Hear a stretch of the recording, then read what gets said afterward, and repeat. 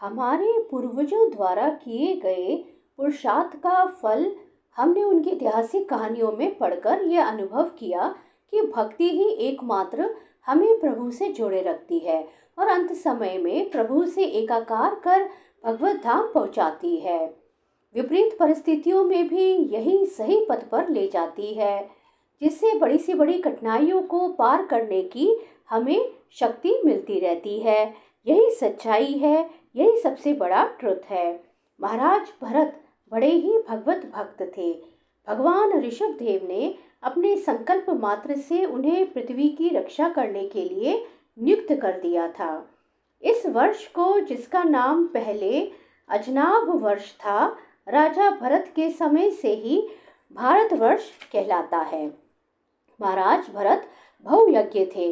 वे अपने अपने कार्यों में लगी हुई प्रजा का अपने बाप दादाओं के समान स्वधर्म में स्थित रहते हुए अत्यंत वात्सल्य भाव से पालन करते थे। पूर्व जन्म में भारी मृग आसक्ति के कारण मृग शरीर मिला, फिर मृग शरीर का परित्याग करके अंतिम जन्म में ब्राह्मण हुए थे, ऐसा महापुरुषों का कथन है। प्रभु भक्ति को छोड़ राजा भरत हरणी के बच्चे में आसक्ति में लग गए, इसलिए अंत में मृग शरीर भी उन्हें मिला, क्योंकि दिन रात भगवत भक्ति में रहने की बजाय उनमें हरणी के बच्चे के प्रति अनन्य आसक्ति हो गई थी। उस बच्चे की सेवा में रहने लगे थे और प्रभु भक्ति पीछे छोड़ दी थी, इसलिए उनका जन्म मृग योनि में हुआ। उनको अंतकाल की भावना के अनुसार मृग शरीर ही मिला, किंतु पूर्व जन्म में उनकी साधना पूरी थी, इससे उनकी पूर्व जन्म की स्मृति नष्ट नहीं हुई।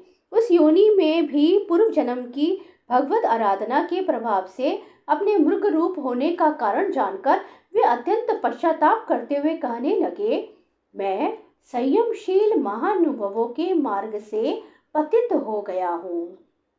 मैंने सर्वभूतात्मा श्री वासुदेव में निरंतर उन्हीं के गुणों का श्रवण मनन और संकीर्तन करके तथा प्रत्येक पल को उन्हीं की आराधना और स्मरण आदि से सफल करके स्थिर भाव से पूर्णतः लगा दिया था। मुझ अज्ञानी का वही मन अकस्मात एक नन्हे से हरिण शिशु के पीछे अपने लक्ष्य से च्युत हो गया। इस प्रकार उनके मन में वैराग्य भावना जागृत हो गई और आसक्ति से उन्हें बड़ा भय लगने लगा था।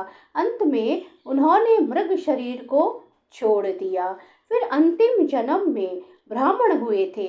इस जन्म में भी भगवान की कृपा से पूर्व जन्म परंपरा का स्मरण रहने के कारण वे इस आशंका से कि कहीं फिर से कोई विघ्न उपस्थित ना हो जाए, हर समय जिनका श्रवण स्मरण और गुण कीर्तन सब प्रकार के कर्म बंधन को काट देता है, श्री भगवान के उन युगल चरण कमलों को ही हृदय में धारण किया रहते थे।